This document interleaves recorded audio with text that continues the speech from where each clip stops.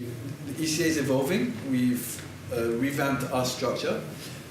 My position within the organisation is Director of Communications and Public Affairs. We're an association which is basically the association that represents the interests of clubs. We're recognised as the sole representatives of clubs both by FIFA and UEFA. Our relationship is formalised through memorandums of understandings with both governing bodies. And we are daily looking at how it is we can enhance the voice and the well-being of club football. At all levels, we're looking obviously at the core competitions that impact us in UEFA Champions League, Europa League, but also the transfer system, which is more something that FIFA controls, the international match calendar. These are areas more of under FIFA's remit. So these are the kind of issues we're dealing with day to day at ECA. And an important pillar also, and I have to highlight this, is the services we provide to our members, to the aim being to share knowledge, know-how, best practice, so that the club game as a whole can expand, improve and professionalise. Okay, very nice. So we got the services, and then the other part, of course, representation of football clubs in Europe. Can you maybe give me an example of how this really works in practice, let's say? So one small example that flashes through your mind. I mean, you know, we represent the interests of our members, essentially the clubs that participate in UEFA's club competitions, the Champions League and Europa League. That means that internally within our structures, we have a system in place which leads to ECA adopting certain positions on different aspects of the club game. That's the internal workings. And then, obviously, the UEFA still manage the Champions League and Europa League, for example.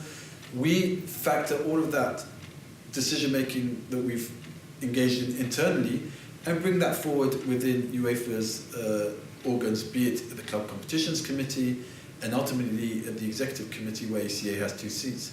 Similarly, at FIFA level, we're involved in shaping the decisions that impact the professional game. The transfer system recently saw certain positions adopted within FIFA's organs, which ECA was very much involved in. So that's how we go about it. We work out internally what our positions are, and then we push, make sure that those positions become the reality within the governing federation's decision-making structures.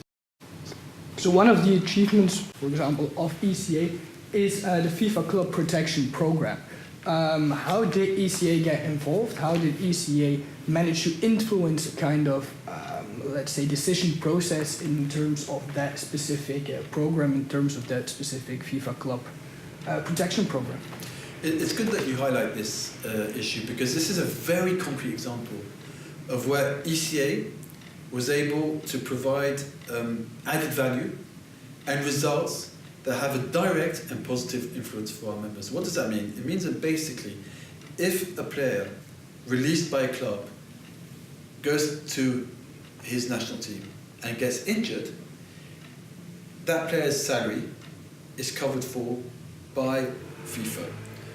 For our clubs, that means that, you know, if an injury happens outside the remit of club football, through no fault of the club, they are being compensated. That means a lot in real terms, and I think it also is a sign of good governance. So we, a few years ago, felt that that was a key issue, and we sat down with FIFA. To be fair to FIFA, they sat down with us, they listened to us.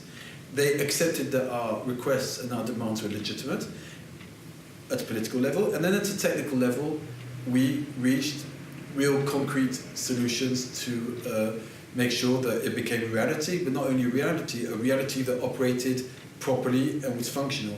And I think over the years now, we can see that it's working well, and it's achieved a good balance, and it's also reinforced, it shows, it sets a precedent. We achieved that. Now we can look at other areas where differences exist, where problems exist, and we can sit around the table and find solutions to those too.